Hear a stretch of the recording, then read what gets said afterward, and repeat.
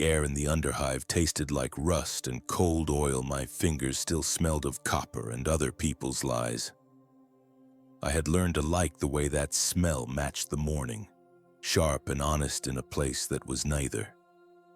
I rose from beneath a coil of rebar and drywall crumbs, joints stiff from the night and the cold damp seeping through the floor, and let my hands roam for anything that might still be worth taking. The scrape of metal against metal was a language I understood. It told me where a bolt had given up, where an old servo motor still remembered its purpose, and where things were dead enough to be safe.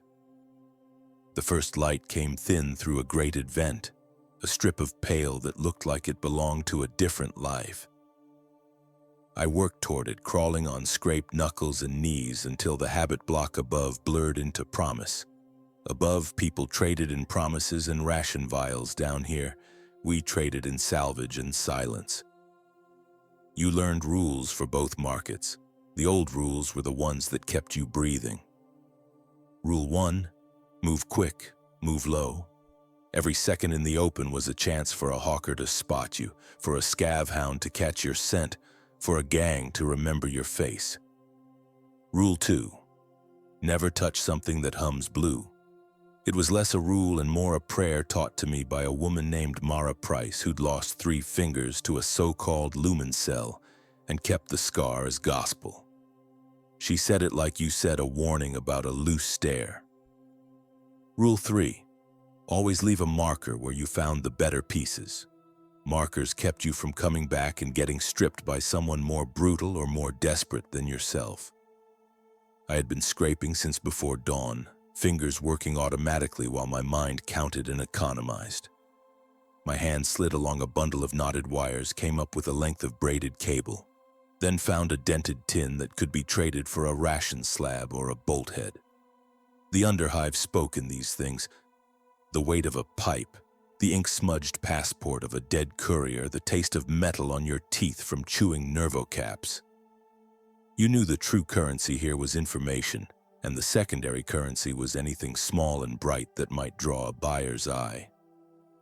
Halfway through the pile, my glove snagged on a thin strip of polished alloy that didn't belong. It wasn't rusted like everything else. It was cold. The strip peeled back and a tiny object slid into my palm with a whisper. For a moment, I only felt the surface and expected some chip or fused wire. Instead, something thrummed there, a contained heartbeat under my skin. Blue bled out of it in a way that made the hairs on my forearm prick. It was small enough to hide in my pocket, a votive of machinery, no larger than a child's fist. Its casing was scored and etched with dented filigree that suggested care and hands other than scavenger hands. When I shifted it, the hum changed pitch like a throat clearing. The blue light was not the weak glow of a diode spatch, it had depth, as if a thing that did not belong to the Underhive was breathing behind a glass. I remembered Mara's fingers, the absence where they had been, and the bite of her warning, never touch something that hums blue. I stayed perfectly still. The Underhive has ears, and so do its things. Down here, silence is not empty, it is habit and fear and the spacing between one heartbeat and another. A scav hound passed somewhere distant, heavy paws on old gratework. A cart squealed, metal on metal notes that meant someone else was taking their morning tally. I cupped the humming object with both hands like a sleeping thing. It was warm, disturbingly productive. My first instinct was to toss it back into the scrap and walk away. That would have been a clean choice. Clean was rare.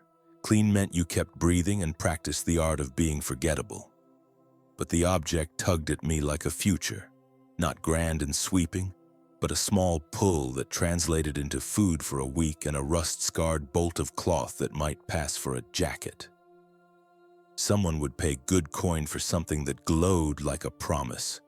The Underhive was full of buyers who fancied themselves gods because they had credible men and a crate of ammo. All you needed was one of them to nod and you could spend a month sleeping above ground.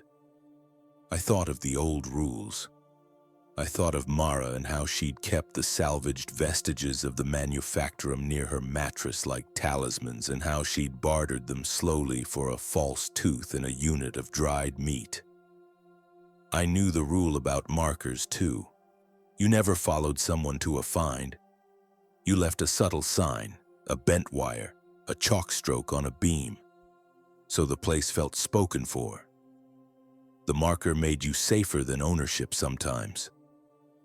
Ownership turned you visible. Visibility invited hands. There was the sound of a boot at the end of the tunnel, not a scavenger boot, a heavier, smoother tread like someone who moved with purpose. Patrols moved the decks above and sometimes below, their lights sweeping like the eyes of machines. I clamped the humming thing tighter and let my body drape over a shadow. Heartbeats private to me thumped very loudly in my ears. I had to be invisible. My muscles started rehearsing the old rules. Breathe small, squeeze narrower. Do not cough. The patrol passed, a pair of silhouettes and a mechanical sniffing at the origin of old smoke. They were not looking for tech. They were looking for trouble, and most trouble in the Underhive smells like open flame and blood. When their glow changed angle and moved away, I exhaled like a man who had kept his head. The object vibrated in my palm, curious or impatient. I thought about fences. There were a dozen ways to get rid of anything worth a credit. You could take it to the market under the lower span, where the sellers wore masks and the buyers kept their voices soft. You could trade it to a medtech with dubious morals and a sharp hand. You could hand it to a gang leader who would taste it and decide your fate. Fences took a cut. They also asked uncomfortable questions. The Underhive is better at memorizing faces than at forgiving. I tucked the humming thing into the inner pocket of my jacket, feeling it outline itself against my ribs. It pushed against me like something that wanted daylight. My palm still tingled from where it had contacted the metal. The hum seemed to thin and then thicken, as if the object were testing the air for signal. I kept moving. There was always a specific sequence of steps after a find. Check your pockets. Check your gloves for burns. Check your face for dirt that looks like lying. Then you made for a space where you could think without someone else standing on your corner. I climbed over a collapsed conduit and slid down a ladder that had been eaten by time and oil. The Underhive changed its voice here. The open scrape of metal became a maze of smaller tunnels, each with its own smell. Cured meat, chemicals like sleeping sickness, the faint perfume of incense that someone had once tried to sell me as hope. I kept my head low and let my feet remember the map. Every step was a decision. I could go toward the market and risk a parlay, or I could hide and weigh the options like an animal with a bone between its teeth. An older scav, Gris they'd called him, crossed my path with a cart full of broken servo extremes. Gris had a face like rolled leather and the kind of eyes that missed nothing. He gave me a nod that had teeth behind it, the kind of nod that asked a question without moving his mouth. I returned it, small and careful. He didn't stop. There was a silent code among those of us who lived by the scrape. We observed the rules Mara had taught me, even the ones that got bent until they hummed. I thought of what might happen if someone else recognized the glow. There are buyers who keep vigil for things like this. There are collectors with names that close doors. There are informers who knew the exact kind of light and loved to share it with people who had larger guns. The blue glow did not feel like a currency, it felt like a rumor. Rumors roll downhill here and crush whatever's in their path. I had a plan, shabby and honest. I would not go straight to the market, not yet. I would take it to a friend who owed me a favor. A tech who could tell if it was safe, if it was cursed, or if it would hum its last and burn my hands off. Favor was a fragile thing, but it bought time and tools. Tools were safer than promises. I could mend some of my broken things with whatever this was, or I could trade it. but the old rules were a weight in my bones. Rule 4, less often spoken, never move in the clear with a prize. A prize draws birds. A prize drawn out into the open invites predators. I kept to the shadows and stayed to the walls as I moved, the hum warm under my ribs. I thought about how quickly a good thing could change the shape of your life. In the Underhive, a single find could make you richer and alone, or make you visible and hunted. A soft clink echoed behind me when I was halfway down the corridor between a stack of pressure plates and a rusted transport shell. It sounded like metal catching metal, like someone had dropped a coin. I paused and listened. The hum in my pocket answered me with a tiny, involuntary pulse. The noise repeated, sharper this time from farther in the tunnel. Not footsteps, not quite. A voice? The Underhive is full of whispers, and the echo makes voices cruel. My fingers wrapped around the pocket seam to make sure the object was still there. I could take the safer route, bury the thing in the stack of old tires and return at night when fewer eyes ran the alleys. Or I could keep moving toward the tech stall and risk being flagged by somebody who remembered my face. The hum seemed to grow clearer with the thought, as if the object recognized my intention and wanted to join in deciding it. A light flared at the far end of the tunnel, weak and near, then folded back into shadow. Someone else had seen what should not be seen. The old rules burned hotter. I slid my hand into my pocket and felt the object's smooth casing against my knuckle. It didn't belong in my pocket. It didn't belong to anyone down here. But it existed now, and whatever I chose next would split the morning like a blade. I moved, not toward safety exactly, but toward the one place where questions could be bought at a lower price. I kept my steps measured and my shoulders low, letting the Underhive swallow my shape. The hum thrummed in time with my stride, an answer and a challenge at once. I stepped away from the open piles and into the narrower tunnel that led toward my friend, toward tools, toward decisions that might save me or mark me for hunting. The blue light pressed against my side like a secret I would either sell or keep. My breath fogged in the cold air. When the tunnel narrowed to a slit of brick and slag, I slowed and listened for the third sound, the sound that would tell me whether I was being followed. The Underhive had an instinct for balance. It never liked two prizes in the same place. The hum in my pocket felt a little louder still, like a heartbeat eager for daylight. I started forward again, leaning into the choice because whatever I did next would not be small. It would change the rules I lived by or confirm them forever. I woke with the taste of iron in my mouth and the sound of boots dull as thunder in my skull. Morning in the Underhive never arrived all at once. It bled in, a slow seep of light from broken conduits and the thin hiss of condensate falling from the guttering. I ran my thumb along the edge of the scavenged charger until the metal bit snagged on a burr and made me wince. The old thing still held a charge, a little voice under the casing that promised a spark if I pushed it right. That promise was a commodity out here, louder than coin, cleaner than words. I remembered the first lesson my hands learned: feel before you trust. You could tell a stabilizer's temper by the way it hummed between the bones. You could tell a corpse gunner by the angle of their jaw when they lied about its worth. There were other lessons, older and duller, written in the scarred elbows of every scavenger I knew. We called them the old rules. Nobody said them aloud much anymore. They were more like the shape of a life: how to move, when to keep your head down, where to leave offerings.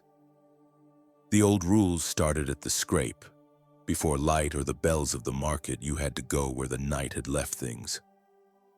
I picked at a sealed crate with a salvaged blade, the metal singing under the pressure. The crate's lid gave with a sound like a cough, and I breathed a wish that nothing worth shooting at lay inside. Sometimes a crate was full of parts that looked pretty and were rotten inside. Sometimes it held the kind of thing a man could sell for meat for a week. Sometimes it held a thing that made you think twice about breathing. A rat jumped off the edge and skittered across my boots, fat from a night of feasting on oil sludge. It disappeared into a pipe, and with it went the last of my patience for waiting. I shouldered the crate. It was heavier than it looked. The old rules said you took only what you could carry and left the rest to rot. Take more, and other hands had the right to break your wrists and search you for the goods. That was the quiet rule. No words, just broken bones and the look you gave the next day when you saw them avoid your eye. The air tasted of burnt wires and something sweeter, cooking or bleach, or maybe the decay of old prayers. A light flared somewhere far away, throwing the ribbing of the city into sharp contrast. The corridors were columns of shadow and steel. My breath fogged and hung in front of my visor for a second before the currents swept it away. I moved like I had a scent on me that the night could read. When you spent enough years in dark places, light became suspicion. It did unspeakable things to a man's face.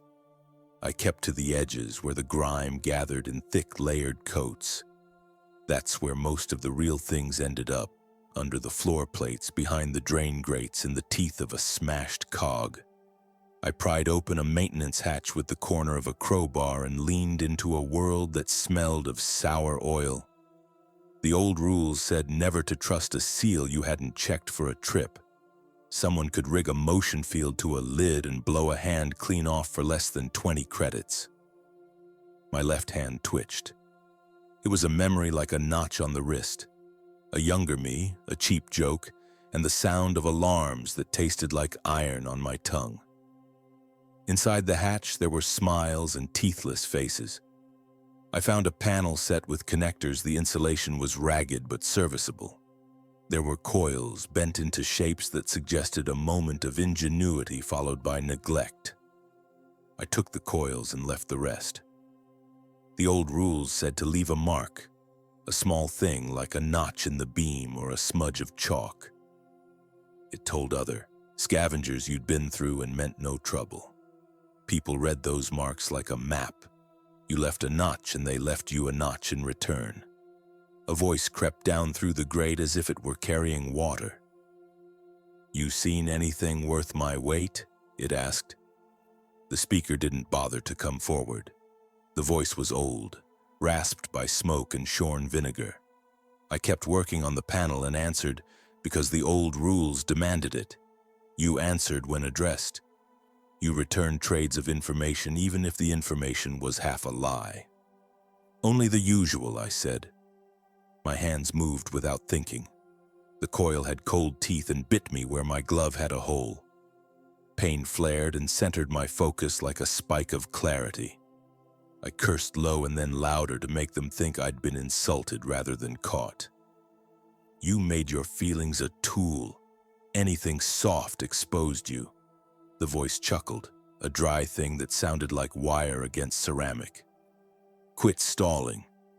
The broker's bell tolled 2 cycles, it said. "I got a buyer for a stabilizer, thick credits, good hands." That last word stretched. In the Underhive, the word hands carried weight. Hands opened locks and closed deals and slapped faces. The old rules upheld hands as a currency. You didn't sell a man's hands without offering him the chance to fight. You didn't take without the promise of return. You didn't stab someone in the back in the dark and then share a meal the next day as if nothing happened. I could have brought that coil to the broker, cashed out, and eaten like a man who hadn't counted his coins in months.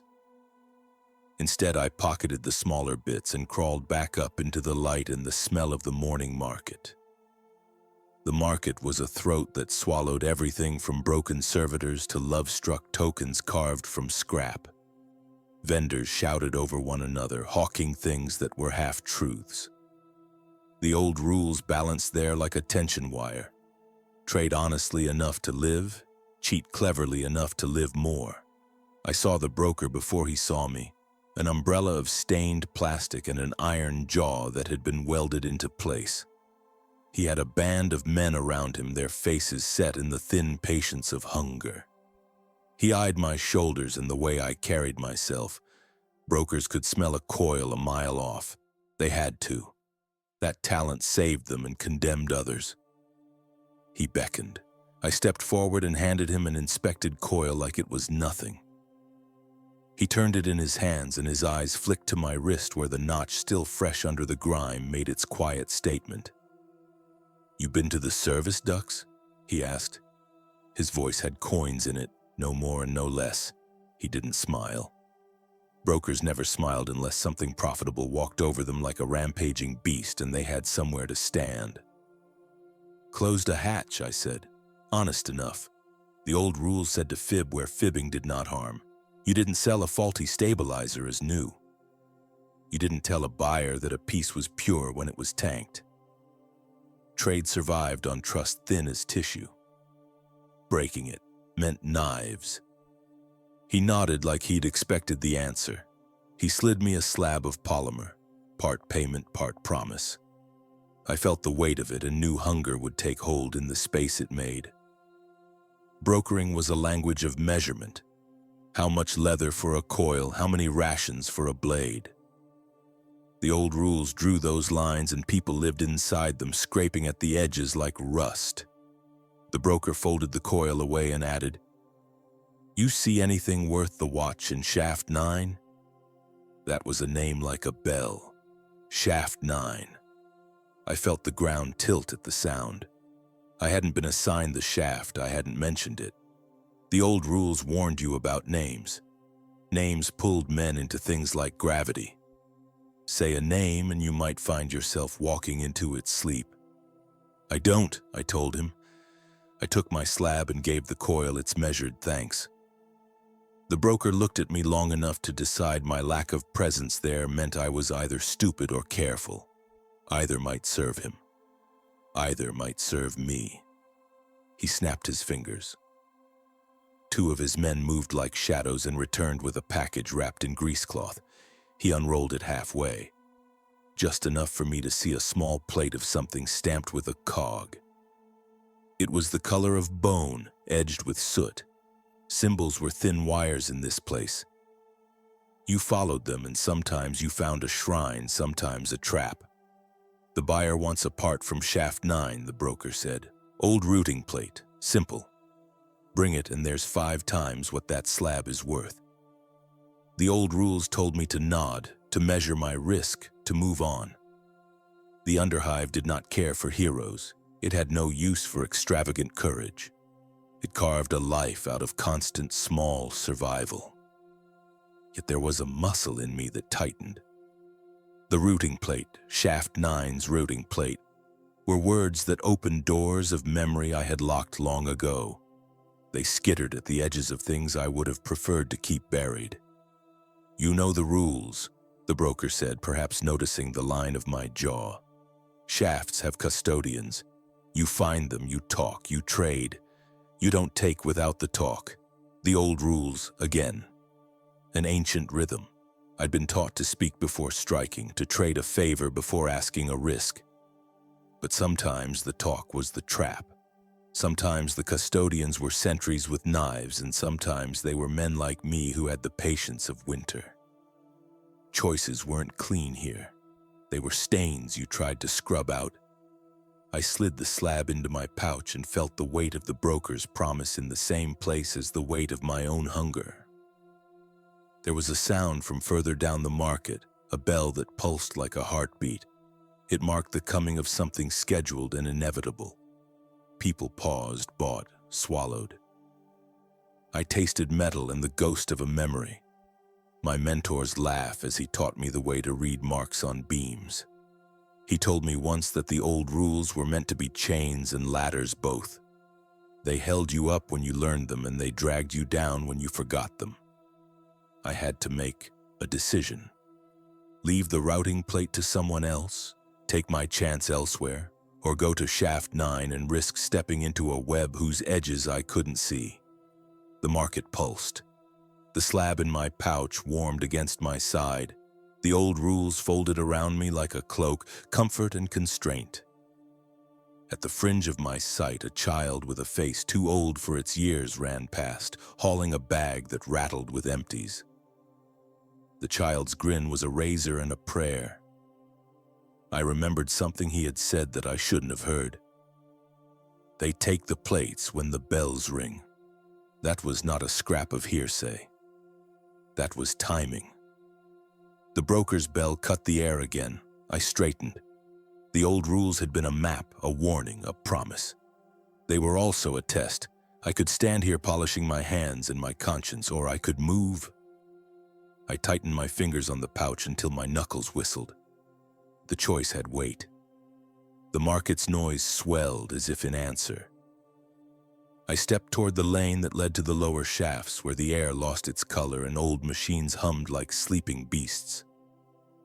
My boots found fit on the stones the way a key might find a lock. I walked and counted the steps, and with every measured footfall, the memory of old lessons became less of a chain and more of a set of tools. There were rules, yes, but rules could be bent in the right hands.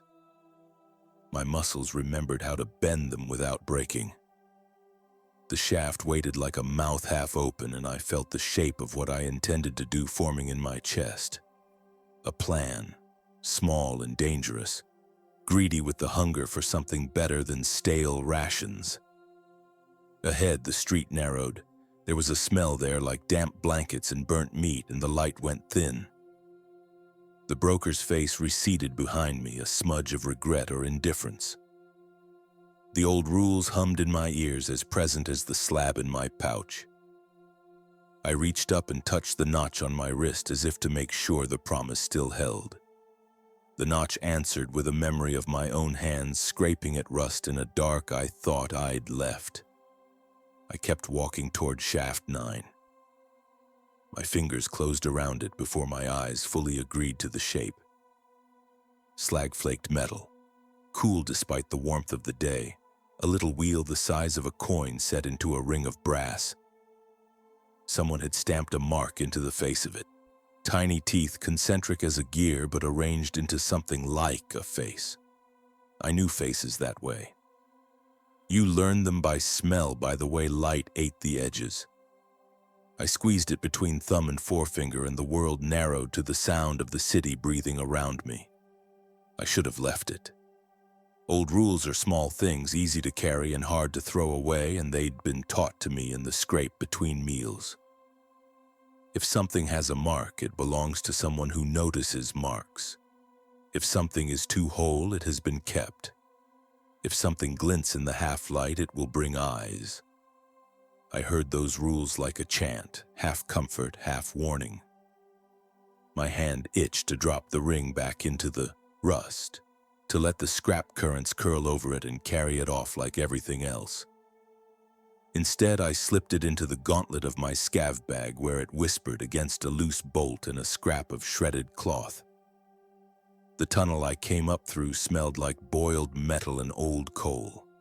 Steam hissed from vents and clung to the walls in webbed filaments that picked out every notch and dent. Above, the city wanted noise and light, and engines below, it wanted things that would shelter or kill you. I kept my head low. My boots left wet prints on the plate iron, a rat scudded and toppled a tower of empty tins, and the sound echoed like caution. I kept the ring close to my chest as if I could feel its weight confess truths. It said nothing. That was its danger. People in the Underhive learned to speak by sound first. You learned the cadence of steps. You learned the distance of a cough. The man who came around the corner had 3 quick beats and a slur on the third, like someone who had been carrying a burden too long. He smelled of baking grease and oil. He stopped when he saw me, because even with the light turned away, we both knew to stop for each other in that choke of corridor. He nodded a little, courtesy, not trust, and kept moving. He carried a crate strapped to his shoulder. The ring in my bag went hot with possibility. You do small things to survive. You cut wires, pry loose panels, trade bones for bread. Once Id thought survival meant a stack of credits and a better rat line. Then you own nothing but debt, and the debts own you back, and you see the truth of the old rules. They were made so we could live another day. So I moved with care. I traded my eyes for the dark, let my fingers lead. The ring lay hidden against my ribs. It was heavier than it should be, more constant than the hunger in my gut. I had kept a ledger of risks once, carving tally marks into a bit of broken porcelain. There was a mark for every time it ignored a rule and lived, and a scar for every time I hadn't. The ledger was lost in a scrap flood 2 months back, taken by a collapse and a child's cry. I remembered the child's voice then, sharp, surprised, asking why I'd taken a spoon that had been left leaning against a bin. My answer then had been the rote one, something that can be used as a thing that will feed you. The child had looked at me like I had lied. I had then, and I've kept lying to myself ever since. The ring felt like that spoon, only with the teeth of other mouths. There was the sound of boots then, different, heavier. They came from the mouth of the shaft, a steady thud that left the metal plates humming. Someone else had found a track. I flattened myself to the wall, breath a shallow ghost as the patrol passed. Their uniforms were patchwork, lit with a stripe of scav sigil I recognized from the east tunnels. They talked in low voices about quotas and weapons, and their laughter was like knives stripped of their handles. I let them move on. When the last of them rounded the bend, I waited another count of 10, then slid my hand into my bag and closed my fingers around the ring again. The mark on the ring was no gang sigil I knew. It wasn't the angled fang of the Eastman nor the 3-bar of the scrap lords. It was older. That made my chest seize. Old meant 2 things down here: valuable and dangerous in a way that didn't care about rules. It cared about owners. It cared about contracts written in blood and memory. I tried to remember the face that the mark suggested. Not a face I'd seen, but one I'd smelled. There was a wet sweetness to the idea of it, like sweetened lube from a machine, like the scent the forge mothers used when they soldered an image to bone. I left the tunnel that had given me the ring and climbed a ladder that felt like a promise. Up here, the light was less kind. It picked out scars and pockmarks on the stone and showed what the city had eaten. People do not look at the same things here, they look at what you carry. I could see the market ahead, a half circle of neon and canvas, a place where information and metal traded at the same rate. The market would either buy what I had, or it would buy the story of it. Stories are currencies too. You sell a story cheap and you starve on your next meal. A boy I knew, one with a face still soft from lack of sun, sat at a stall and glared at me with the practiced suspicion of someone who expected to be cheated. He ran a fixer for small trinkets and a bigger one for information. His fingers were stained with ink. I made for him because he owed me a favor from when he'd spilled his ration of syrup to save a necklace. The favors we keep are thin threads, but sometimes they hold when you need them to. He didn't look at the ring, only at my hands. "You look like someone's been generous," he said. His voice was dry and he pushed a pack of boiled sweets toward me, a courtesy I could barely afford to refuse. "Found it," I said. I could have lied. I could have said I'd traded with a guild or that I'd picked it clean from a dead thing, as others do. But the boy's face softened with understanding. In the market, honesty about small things can sometimes buy you trust for big ones. "Got a mark on it," I added. His eyes lifted, slow and hungry. I saw in that moment all the calculations running at once in his head. Risk weighed against reward. He reached out, fingers hovering. "If it belongs to the wrong people," he said, "you'll worse than starve." "That's the point," I told him. My mouth tasted of metal. It was a confession and a dare. He laughed, not unkindly. The laughter tasted like old coin. He said 2 names, small and meant to be private. And I felt the ring grow heavier on my skin. Those names meant particular trouble, and I had heard them before in whispered threats and in the way mothers pulled children close. I didn't flinch. You can't flinch on the same day your stomach teaches you to bite. There was a woman who came to the market at dusk, a fixer for unusual things with a shawl that smelled of spice and a mind for wires. I had traded with her before she took my oddities and sent them where they could sing at a better price. I thought of her now because the ring's mark hinted at craft. It needed someone who could read teeth and faces. I should have gone to her, shown her the ring, and let her tell me if the mark was fire or bread. Instead, I walked on, carrying the thing like a small secret. Old rules are not just about not stealing or not taking. Some read like contracts. Show the object to one person and no more. Take it alone and not in company. Never speak its name out loud. My chest tightened then with a memory from when the city was kinder.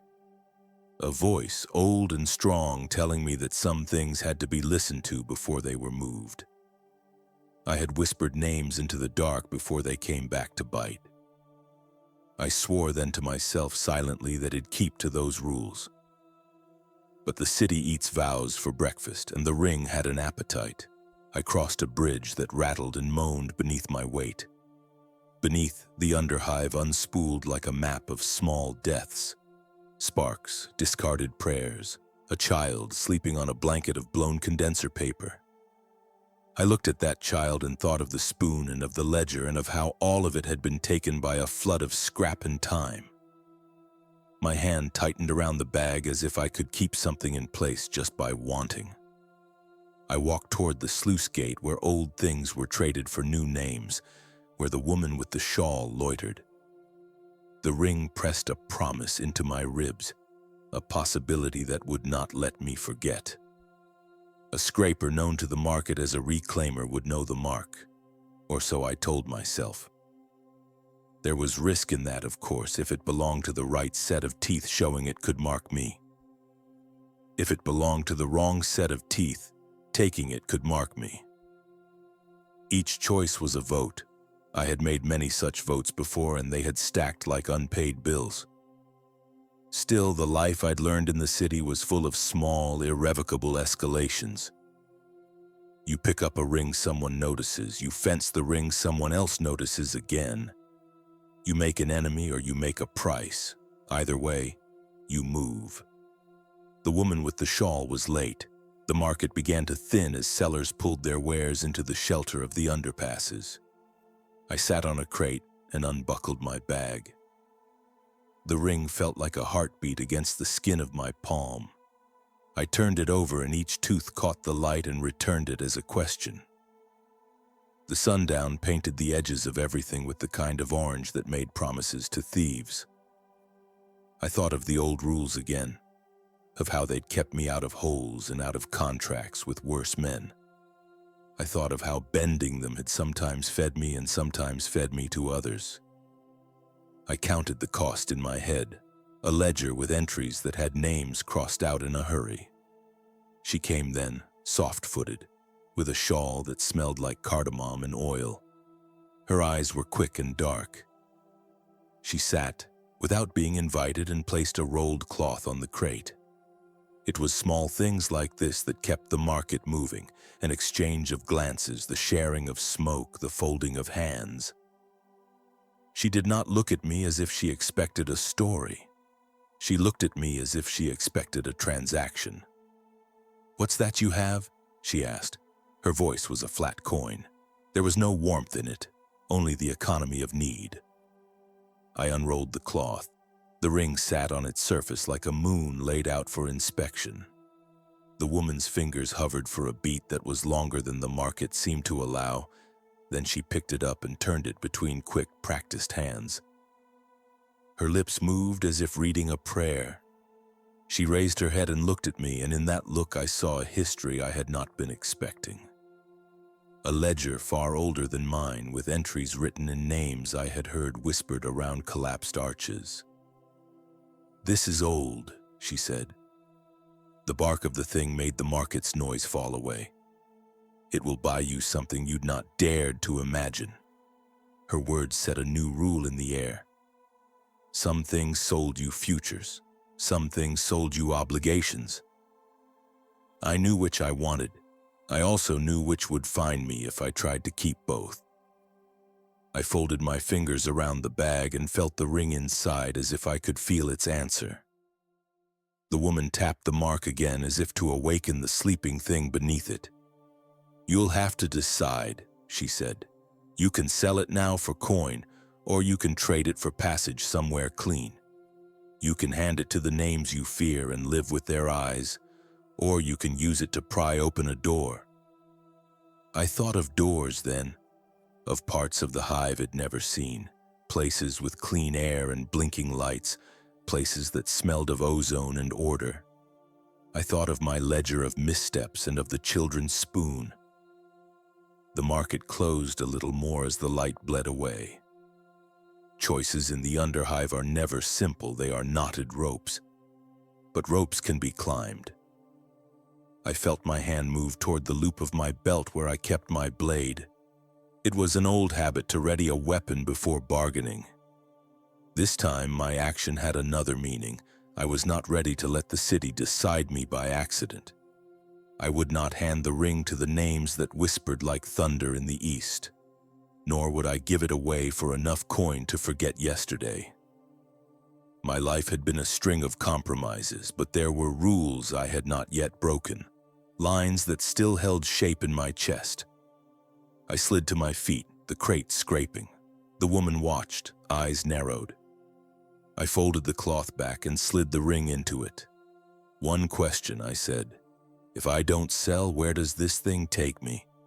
She smiled then, the kind of smile that had been earned by years of bartering with more than coin. "It takes you to choices you didn't know you had," she said, "and to trouble that keeps its own counsel." The market flickered with neon and the sound of someone trying to fix a lamp.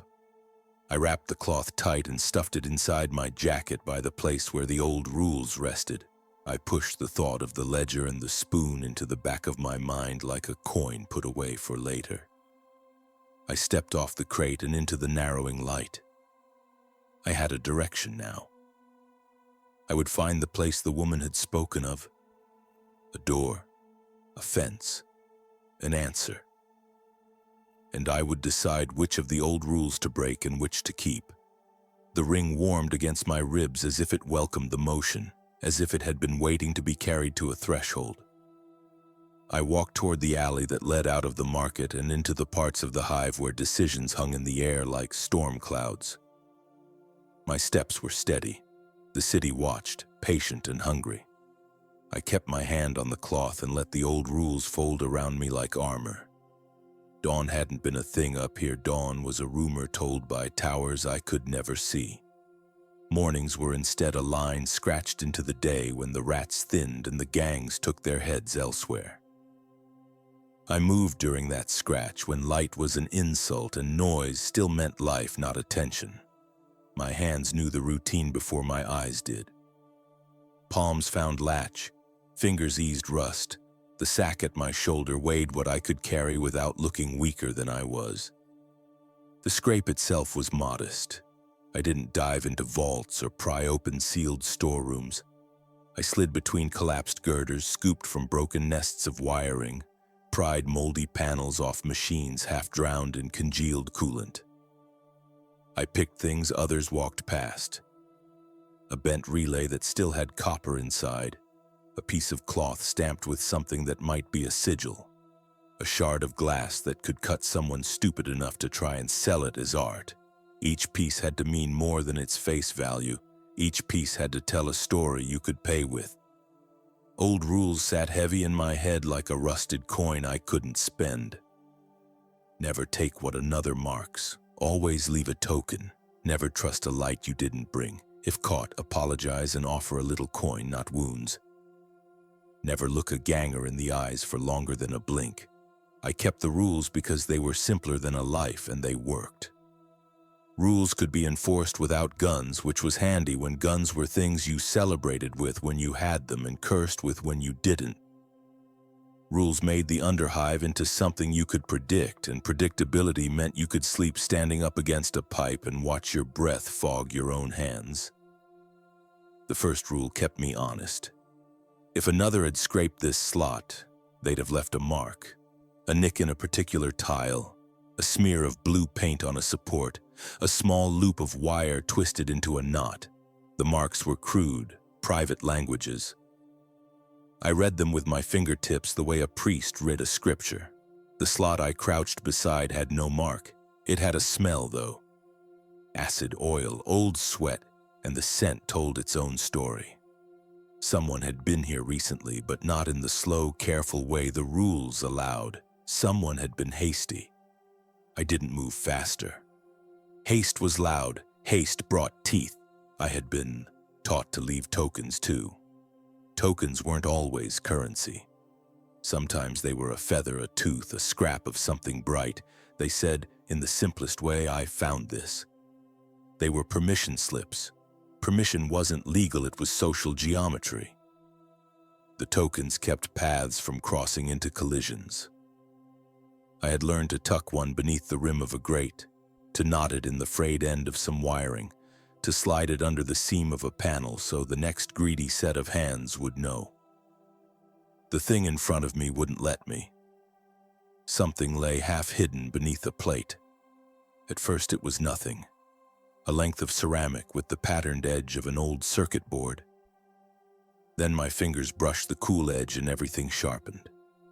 There was a bead of glass set into plastic. It reflected nothing of the dim corridor, only a darkening of the scarce light. When I lifted it, I knew what it had been before the Underhive had turned everything godless, a lens.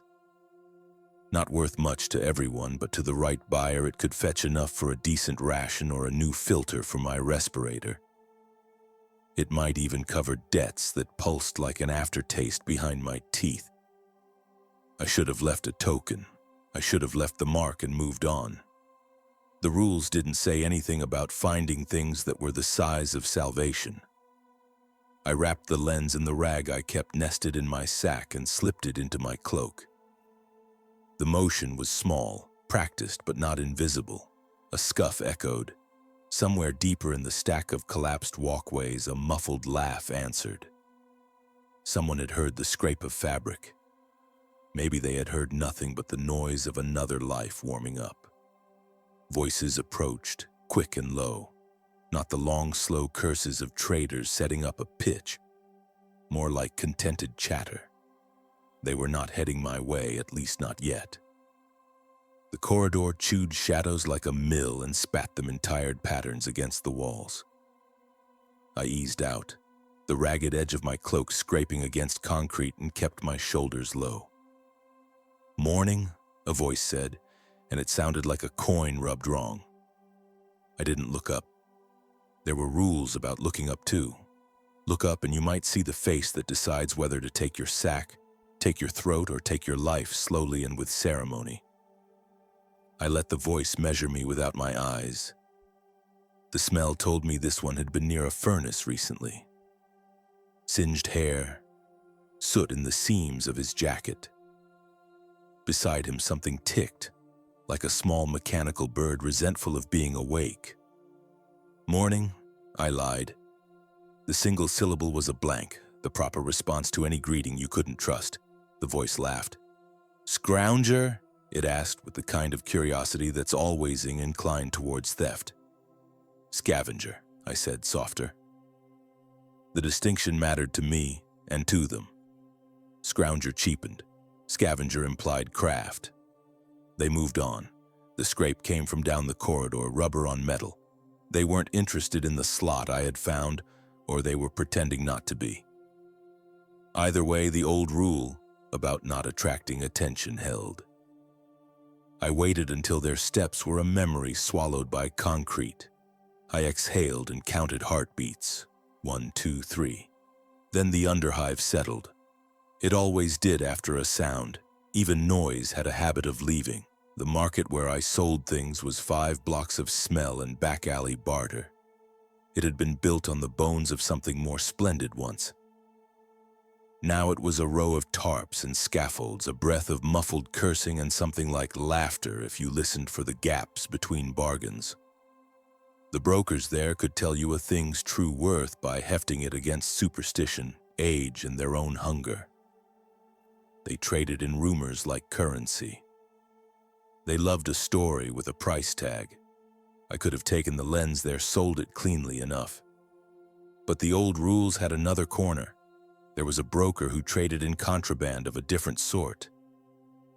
Tools for the delicate sight enhancers disguised as lensless monocles, filters with a reputation for being clean-minded.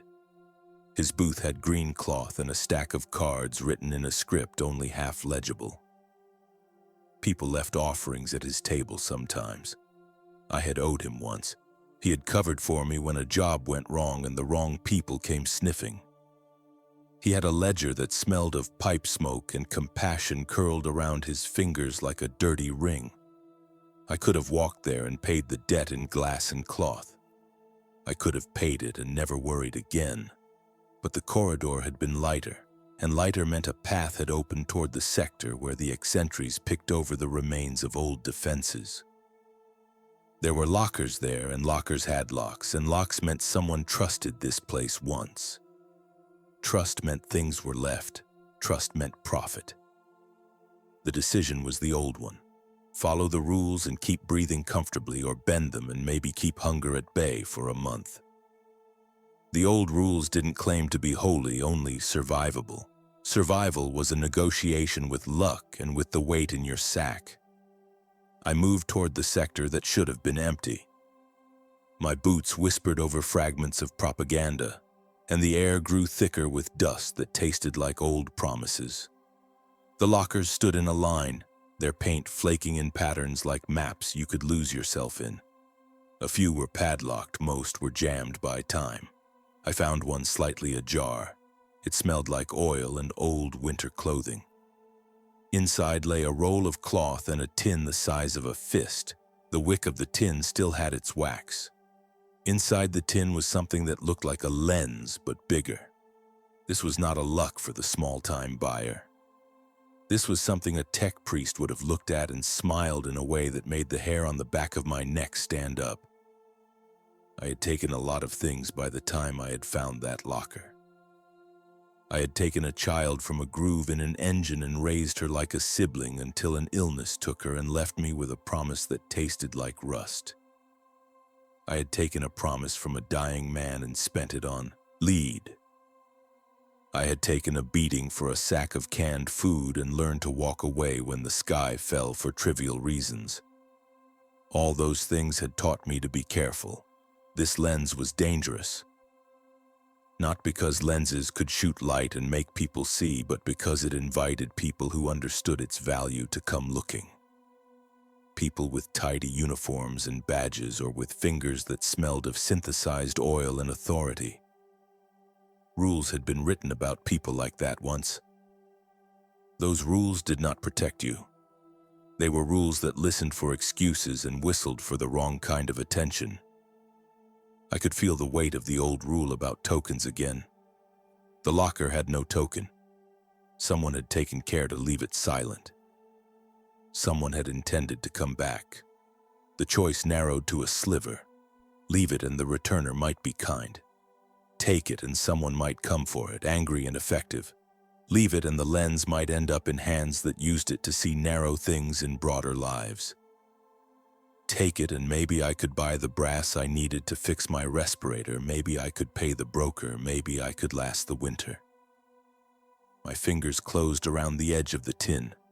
It was warm with the memory of someone's hands. I could have closed and walked away. I could have left the world to its own greed.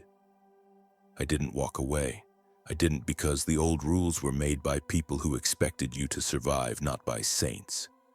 They taught you where to step, but not when to step forward. You learned that by being hungry. The jam in the locker complained as I twisted it further. The metal scraped and sang. Every sound in the Underhive was an invitation. I lifted the tin and felt the lens inside shift like a heart in a chest. There was a smell inside the tin. Solvent and a faint trace of the kind of oil used by men who cared about the exact turn of a gear. Whoever had put the lens there had known what they had, and for reasons that didn't benefit me, they'd hid it and planned to return. I left a token anyway. It was small, a strip of cloth looped and lodged under the locker hinge. The old woman who had taught me the token trick had smiled and called it artfully dishonest, as if survival needed a moral polish. The cloth was never enough to mean I had followed every rule, but it meant I had respected the narrative of belonging. It meant I wasn't the only one who would think to look. I slid the tin into my sack and felt its promise bump against my ribs. The corridor hummed as if pleased and also suspicious. I told myself I would go to the broker. I told myself I would pay a debt. I told myself I would fix the respirator. The words were as soft as smoke. They didn't make contracts. From deeper in the corridor came the metallic clack of boots that weren't meant for this place. They sounded practiced. They sounded like authority wrapped in leather. The Underhive listened. I listened too. I could have run then. That was a rule too. Run when the boots sounded like someone who took. But there were other rules layered under the old ones, the ones whispered by the dark. Sometimes you stood, sometimes you hid. Sometimes you walked toward trouble because running might be what they'd expect.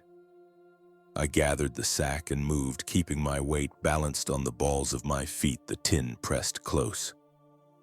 The corridor narrowed ahead into a place where once there had been service lifts.